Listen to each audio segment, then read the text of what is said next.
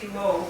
Now, Rowan, we've just heard about the research from NOUS, and tell us about the Future Economy Plan, what it is, and how you'd like leaders in the audience to use it. Thanks, Ellie. I should say sort of very, very blokey panel, isn't it? Let me say, working through this work over the last 12 months or so, the gender diversity was significantly greater, so please don't take that as a...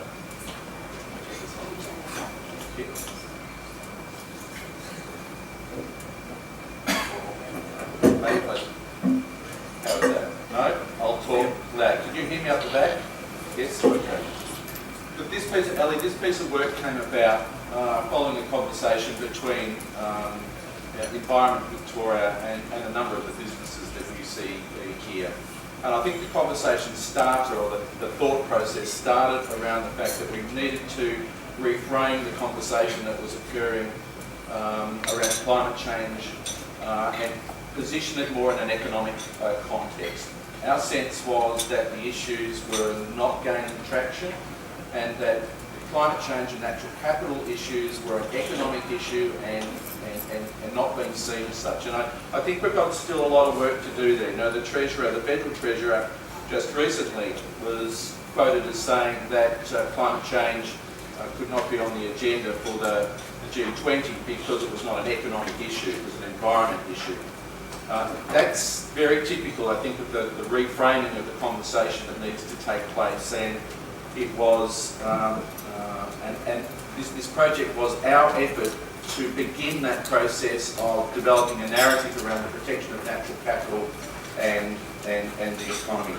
I think in terms of steps forward, this is a start, as both Ian and John mentioned. This is a step forward. We recognise that this is a beginning of a process and not an end of a process, but there are some short-term, I think, opportunities that exist within the state here in Victoria, because we are moving into an election in November, and Ian mentioned the State of the Environment report. I'm going to assume that everybody in the room has read the State of the Environment report. If you haven't, please take an opportunity to have a look at it on the website. It's probably the most detailed piece of research that I've seen relating to the Victorian environment and sustainable development that I've read in recent times. You might also be aware that following the writing of that report, Professor Orty, the author, found it necessary to step down from that position, and the position of Commissioner for Environmental Sustainability is still vacant and hasn't been filled. So I think there is an opportunity. We recognise, one of the recommendations in this report, we recognise that data is fundamentally important to take this work forward. And there is no commitment at this stage that there will be future State of the Environment reports, and there is no Commissioner for Environmental Sustainability in place. So I think there's an opportunity here for business to seek leadership both from the opposition and the government here in Victoria in the lead up to the state election, and ask that there be a commitment to fill that position, and that there be a commitment to continue to develop the State of the Environment report in order that businesses like us can access the necessary data that's required to help shape this narrative. So this group came together positioning natural capital as an economic issue, as an opportunity to drive forward the economy, to create jobs, to reframe the narrative, to see natural capital as an asset that can help build resilience and prosperity within the state economy. It's a starting point, it's not an end point, and we encourage other businesses to become part of this thinking process and this process of leadership. And so, Rowan, what was bankmecu hoping to achieve as an organisation? Well, there's always a what's in it for us, and there is. Our business is both, many of you might not know our business. Our business is a small bank. We manage around about $3.2 billion in assets. About 60% of those assets are here in Victoria. About 50% of those assets are in Melbourne metropolitan area, and about 50% of those assets are in regional Victoria. It's very clear to us that the health of the economy, whether it's the metropolitan economy or the regional economy, has a direct link to the health of our own businesses, our business, and the communities that we operate within. Sometimes, though, it does feel like some of the discussions that we have as a small bank, we're having alone, and we thought that we would benefit, our own business would benefit by working together with other like-minded businesses to lift the level of conversation and understanding around the importance of natural capital and its importance to driving forward all of our businesses and creating shareholder value for all of our businesses. So very clearly there's a benefit for bankmecu in championing this work. Thanks, Ron. Well, now I'd like to go to Michael Dundon. VicSuper manages superannuation savings of around 250,000 Victorians. What's the connection between the performance of businesses like yours and the health of Victoria's economy and environment? Yeah, thank you for that. Look, I think the key thing for us is, as Alexandra said, 250,000 members, over 20,000 employers. So we're investing the money from those people globally and locally. And for us, a robust, sustainable economy is fundamental to generating good returns for investors. So for those heading towards retirement, we're aiming to target to produce sound, long-term sustainable returns. So underpinning that is a vibrant economy that's sustainable. So clearly there's a very strong link between the two. And further from that is the opportunity really to help shape economic growth agendas in the state. And for us, we're keen to make sure that there is a level of renewal, a level of innovation, and a level of sustainability in the Victorian economy, and that new opportunities are explored and developed. And part of our role as a custodian of capital is to invest in areas, for example, in the private equity space where potentially not every project is successful, but at least people are exploring and looking for opportunities to develop new opportunities.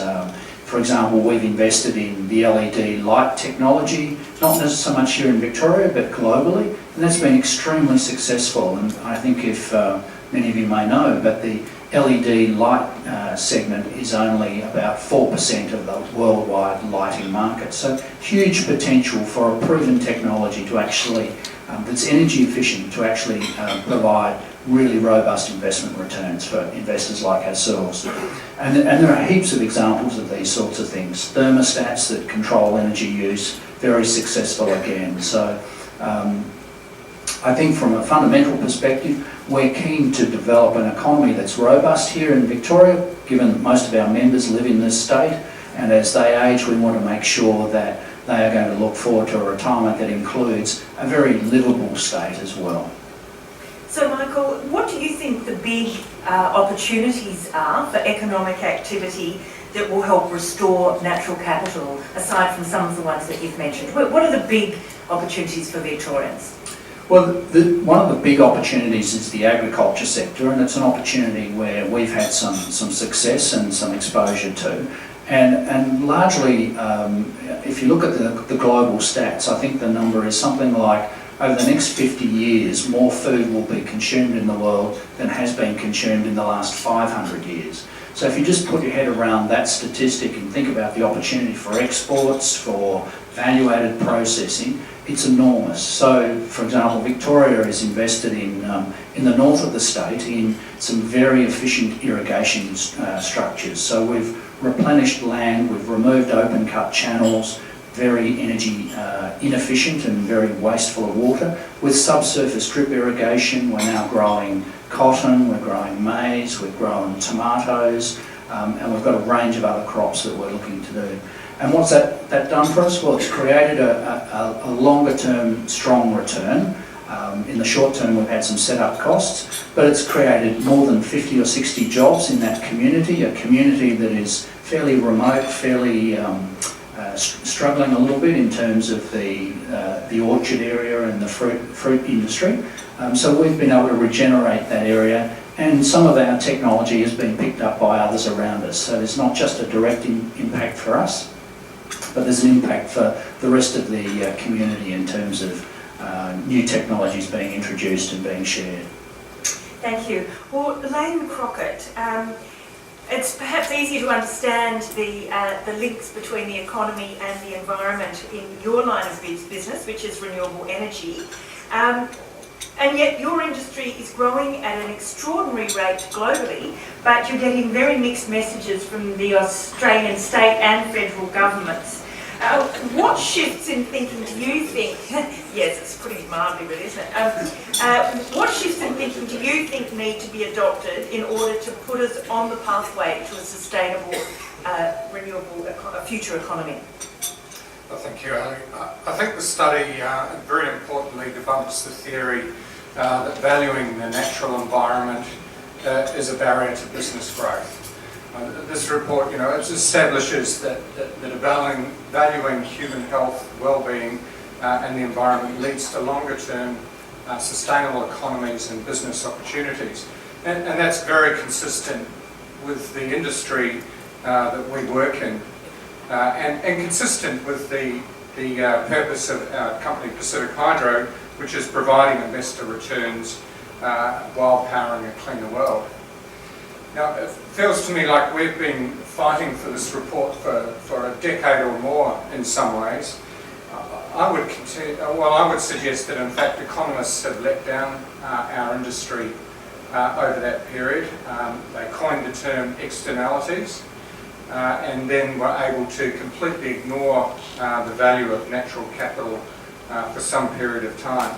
And this has allowed, for example, incumbent power generators in Australia to cause considerable damage to that natural capital that was identified in the report, whether it's water, soil, the air, and cause impacts in climate change, and that is not recognised. And because that's not recognised, I believe that's one of the fundamental reasons why we have flip-flopping in policy in Australia today.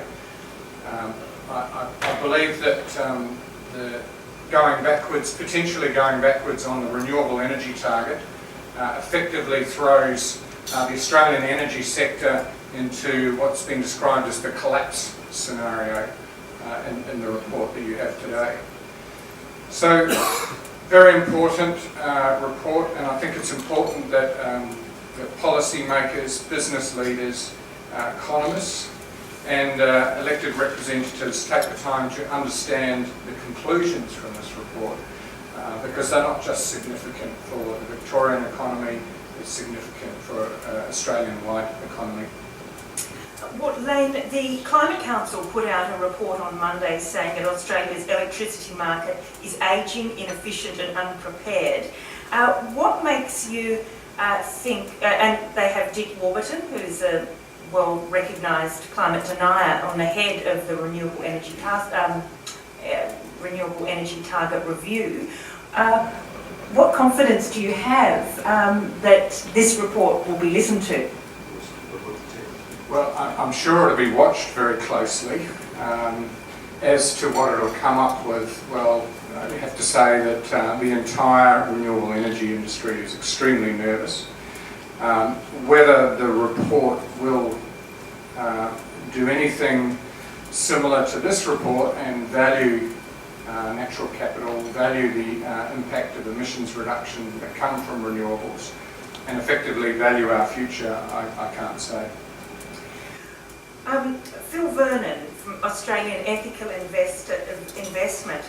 For your business has specialised in sustainable and ethical investment for many years now. To what extent has the ethical investments landscape changed over recent decades and has its time come?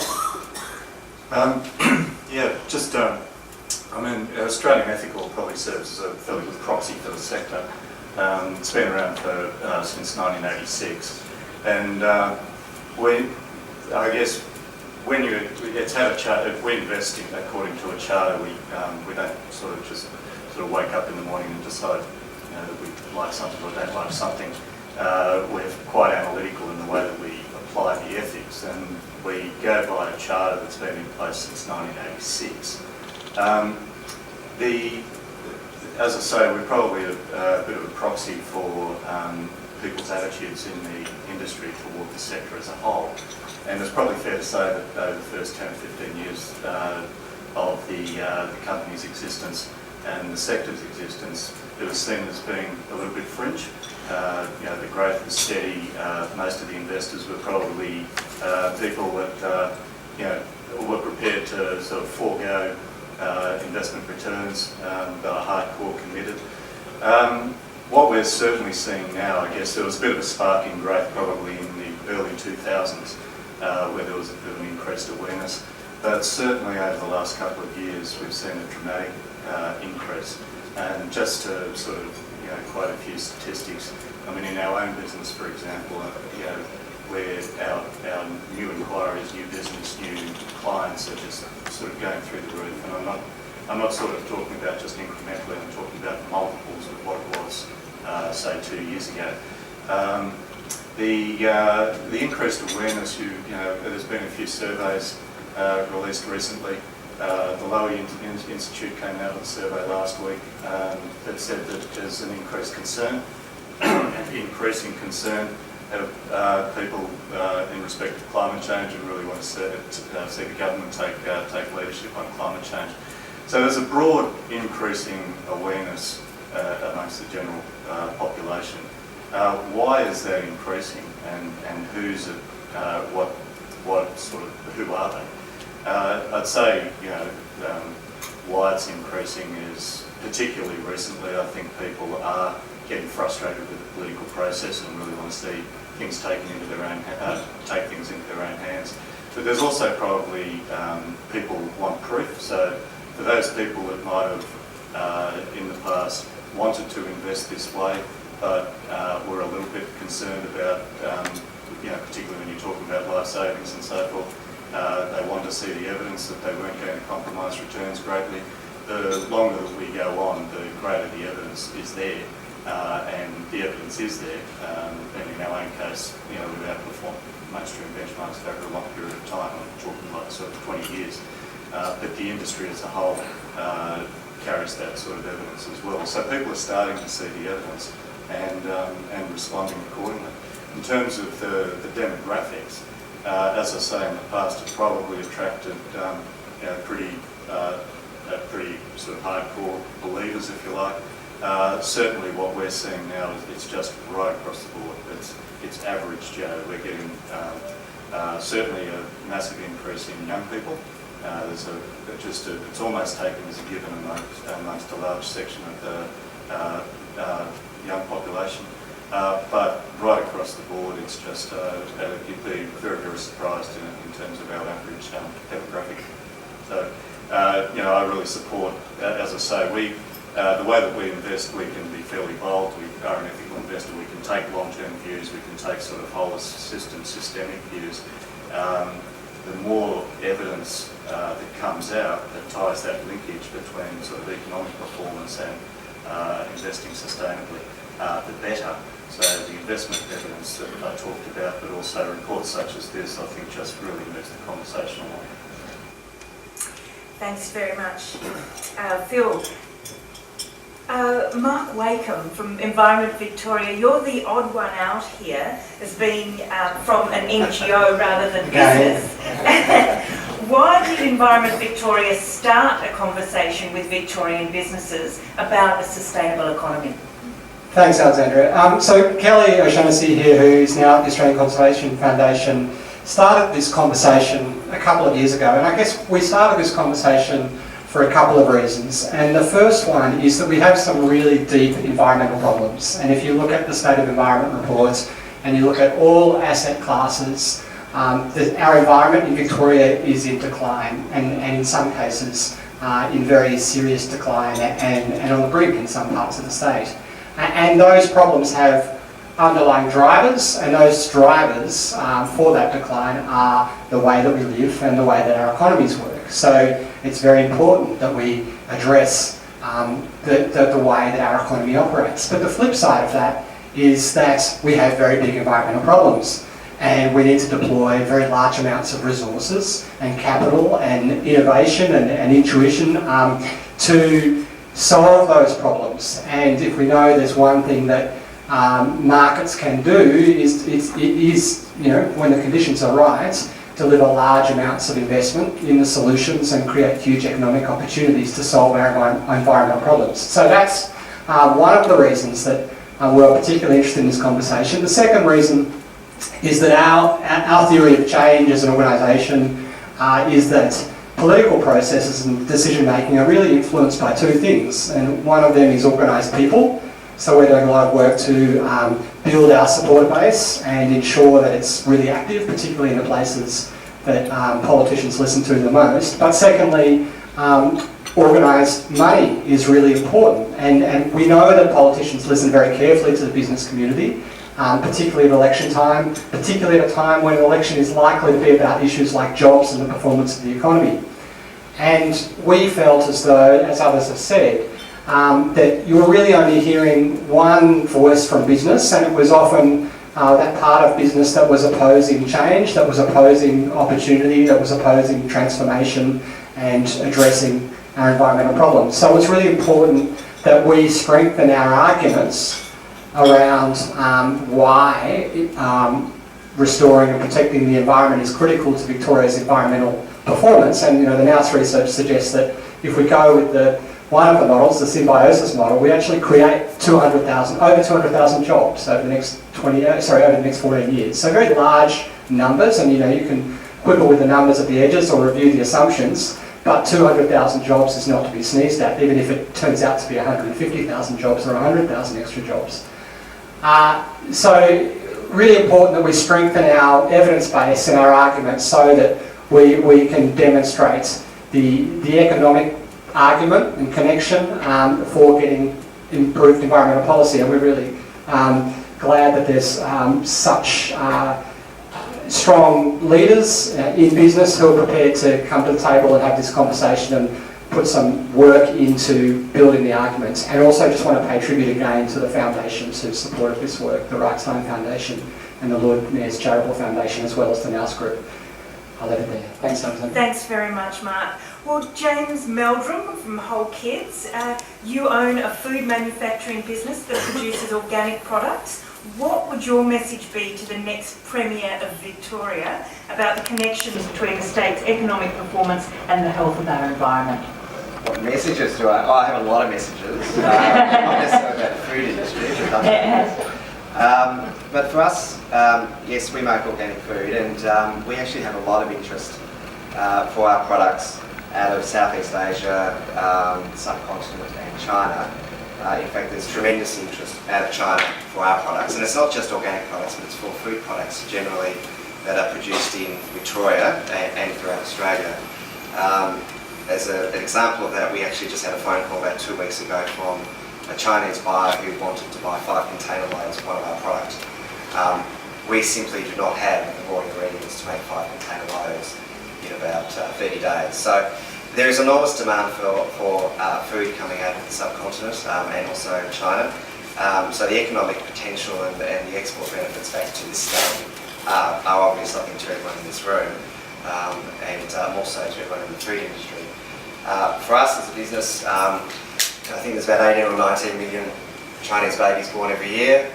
For us, we are in the prime position to take advantage of that. They look to Victoria and Australia as the food producer that produces clean, green and more importantly safe food. It's becoming more important on IOS criteria we've noticed from overseas is they're looking for safe food. There are contamination risks from sourcing from other countries and they look to us as a key producer for that. But they're also not just looking at Australia, they're looking across the Tasman and other regions around the world that can meet that demand. So for the next incoming government, the Premier, the message was certainly around how can we not only protect the domestic food sector in supplying the Victorian needs for our population, but also how can we take advantage of those export opportunities and build the policies and the frameworks around that can ensure the health of our environment. Because as Michael said before, and John Hewson touched on earlier, is that there is a direct link between the health of our environment and the food sector, and that's obvious, I think, to everyone. But also on the consumption side, there's a direct and indirect link between how we use food, food waste, packaging waste that impacts the health of our environment. So if we want to ensure that we have another breakfast at the RACV Club and have eggs from Victoria, we need to look at how we can protect the health of our environment. Okay, thank you. Now, Geoff Manchester, as the CEO of Intrepid Travel, as a leader in the outdoor tourism and adventure market, what message would you be taking to the next Premier? Look, I think the difficulty for the tourism industry is that it's very diversified and it doesn't have very many significant sized companies within it. And there's no way the tourism industry could get $14 million together to make a government reverse its decision about something like the mining industry did. But the tourism industry is very much an industry of the future, and it's not just about, it's very much about, as the Australian dollar has declined in value a small amount, our traditional markets returning to travel in Australia, the British and North American and European markets, but the future is much more about the Asian markets, and it's not just the Chinese, it's also the Singaporeans, the Malaysians, the Indonesians. Those countries are all developing a very strong middle class, and over the next century, those are the people who are going to be really driving our industry and driving growth in our industry. So it's really important that we do have the conditions here that are going to ensure those people will continue to be attracted here. And the tourism industry is one that's really exposed to changes within our environment that will people soon realise that it's not what they want to come here for isn't here anymore. And while there's obvious things like denigration of national parks, it can be other things like fire in national parks. And if we continue to have increased bushfires, areas like the Grampians can be no-go zones for significant amounts of time, and that can really impact tourism. It can more closer to home. It can be things like very high temperatures impacting something like the Australian Open tennis. And if that's happening year after year, people start to think, well, perhaps I won't go to the Australian Open tennis because it's going to be very unpleasant going and sitting there in 42 degrees heat. So those sorts of things are ongoing. Other things like the penguins at Phillip Island, one of our main attractions for Asian tourists. If changes within our oceans mean that they die out or the numbers dwindle, well, people just won't be attracted to come to Victoria to see those attractions. And another one that crosses my mind is if we have increased storms and turbulence, our already dwindling apostles, the number of them might even dwindle more and more quickly if they're eroded away sooner and sooner. So the tourism industry really has the potential for employing huge numbers of people in the next century, and I think the government needs to really acknowledge that and be aware of it. Thanks very much, Geoff. Well, now I'd like to throw the floor open to you. We want you to be able to get away by 9, so we've got just about 8 minutes for questions. So does anybody have a question they'd like to put to any member of the panel? Gentleman here. If you'd like to say your name and where you're from, that'd be handy before you keep your question brief. Chris Norman from the Golden Road Catchment Management Authority, North Victoria. My question is to Ian, because I think the biggest issue we have in this debate is we can't value natural capital. So I noticed in your report you quite the work we did at the turn of the century with CSIRO, where we had to go up valuing our ecosystem services at somewhere between 500 and 400 million. So the fact we've got that scale, the staff and the accuracy, I think it's vastly undervalued. I appreciate the state of environment work, we contribute a lot to that. But I think until we actually truly value what the natural capital is in the broader sense, I think we're struggling to enter this debate. Thank you. Firstly, I couldn't possibly agree more with you on the need to value natural capital in whatever way we choose to value it. There's been quite a lot of good work done. Work that you've done and CSIRO's done has been very powerful, and it's tended to focus on, in some cases, regional areas, in some cases, particular aspects of natural capital. Economists argue over the ways that you can value it. I've seen some quite interesting reverse auctions done to try and let the market value it. particular aspects of natural capital, and the Victorian government's done a bit of that work. So yes, we do need to do it. Will we struggle to enter this debate until we have very precise numbers? I'm not sure. I think the likelihood is that the sort of conversation we're starting here will at least get some traction. I'd like to see governments pick up some of the issues that we've raised and start to do some deeper modelling in them, and natural capital be one of those. Question over here. Rob Gell, Chairman of the Western Port Bar Scare. I think I might present my question to John Hewson. I think there's an issue of scale here. It's very well to deal with the Victorian economy, and of course we have an issue with the national economy. Indeed, we might think about the international economy. And I know that some, Michael Molotov, for example, recently talking about the only way we'll achieve growth out to 2050 with a population of, say, 9 billion is if we, in fact, decarbonise the entire global economy. I was interested in your opening remarks, John, with the Prime Minister in Canada, for example. I'm wondering whether the level of, where is the leadership in this country to understand this problem, and whether or not you have any current engagement with the current member for Wentworth, whether he understands it. Fairly loaded political question. Preamble.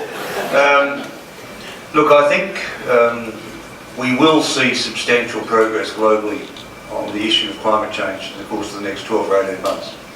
Because I think the combination of what Obama is trying to do beyond Congress and sees himself as, in a sense, using the climate change as a way of defining his presidency. He hasn't had a lot of other issues going for him, so this is going to put a lot of time into it. But I think the combination of what he's trying to do with the Chinese in the course of the next 12 months will make a very big difference to the global debate. In that context, Australia will be seen as a laggard. I mean, I think one of the reasons Abbott went to Canada is about the only other place he could find that actually was taking the same attitude to some of these environment issues that he's taken and that he took to the last election. But I guess the government here has an out, and that is that they have said in the past that if the world were to move towards emissions reduction targets or some sort of global agreement or some sort of move to global carbon pricing, whatever form it takes, that they would actually be part of that. They didn't want to lead it, which I think is a pity, because this sort of study makes the point pretty clearly that there are great leadership opportunities in a business sense and a government sense from actually responding sensibly to some of the challenges that are there. And it's hard to get the political process to focus on these issues. A simple, you could have a reference to the Productivity Commission, for example, to try and value our natural capital. I think that would be an exercise that might start a sensible debate. You could have a requirement, I guess, that every major policy proposal that goes to Cabinet at state or federal level actually has a natural capital impact statement attached to it, so they think about these issues, because right now they don't think about these issues. But look, I think the member for Wentworth, in the tradition of members for Wentworth, has an understanding of these issues, and but I'm not sure that he's going to have a lot of influence on the subject, having lost the leadership on that issue, and an attempt to negotiate with the then Rudd government to get some form of emissions trading scheme developed in a bipartisan fashion. Thank you, John. Got another question? Here, the lady at the back. Hi. Grace Professor from NAB, and I'm happy to stand correctly because I've had a quick look through the report as we sit here. And the question directed to you, in terms of the recommendations of the report, what does it? Is there something here that actually talks about the environmental protection framework? Because one of the observations that I would make at the moment is we seem to be winding back a lot of the protections. And we're doing that with a conversation around green tape and extra costs for business, without reflecting back to our pre-70s environment, where maybe the costs of not having that protection were visible in the economy at the time. And we're actually forgetting some of the knowledge that it will be quite valuable today that we should learn from. in terms of that valuation piece as well, and then how we sort of protect things and create capital for going forward, or restore capital. And if you've got money, then you're trying to grow your assets. And so how do we take the conversation to how do we build our assets, not just maintain them? Thanks, Rosemary, and a couple of elements to that question. First comment I'd make in regard to the regulatory framework. So we didn't do policy analysis for this project. We did the modelling. Mark Wakeham may have some comments he'd like to make, but I think if you have a look at the part of the report that focuses on 6 big ideas, which I think are, thank you, Rowan, nicely put forward. There is one of those powerful ideas is that a 21st century economy is not possible without well-designed regulations that control the most harmful forms of unsustainable behaviour, and that is clearly a view that the TFEG group has taken. In terms of building capital, I agree as well. Restoring natural capital is clearly, it's clearly something that will strengthen any of our scenarios very strongly. Can I also just quickly reflect back to Rob Gell, the start of your comment before we moved to the member for Wentworth was in relation to scale. One of the things we should have said is this work was done for the Victorian economy, but was designed to be easily replicated in other states or for the national economy. I couldn't help but say that NOUS would love to do that for any other state or national economy if anyone has any leverage there. And I'd be happy to keep doing this for quite some time. It'd be rather entertaining. But thank you for raising that. I don't think Mark needs to comment. The 6 big ideas, including well-designed regulatory framework that controls unsustainable behaviour, are on page 5 of the report and reflected here on the screen. Thanks, Ian. Well, I think I have to wind it up now because it is 9 o'clock. But I just would like, Rowan, for you to finish with that. This is a room full of Victorian business leaders. How would you like the leaders here today to use this, the 2 reports and to take up the issues they raise and move the debate forward? Thanks, Alexandra. It's quite easy, really. Once you've got the hard copy report in front of you, we would encourage you to go onto the website today and look at the detail there. And on the website, I think the slide behind me shows that you have the opportunity to register your support for this particular project. And as I said, the stronger the alliance, the stronger the coalition, the broader the coalition, and the diversity of the coalition, I think will add to the a case that we're trying to present. So homework for today is 2 things, I think. One, website, please log on, register your support. The other is, if you've not yet read that State of the Environment report, please download that as well. I think that's fundamentally important. You'll see one of the recommendations that we have in this report is to continue that. That is in doubt, I think, at the moment, the fact that there's not a commissioner in place. So please think about adding your support to that as well. Thank you. Thanks, Rowan. Well, that's all we have time for this morning. I'd like to thank our panel, John Hewson, Ian Porter, Rowan Dowland, Michael Dundon, Lane Crockett, Phil Vernon, Mark Wakeham, and James Meldrum, and Geoff Manchester. Thank you all very much. Now, before you go, I'd just like to remind you that the web address for the website is www.futureeconomy.com.au, and if you go to the website, you can sign on to the 6 powerful ideas.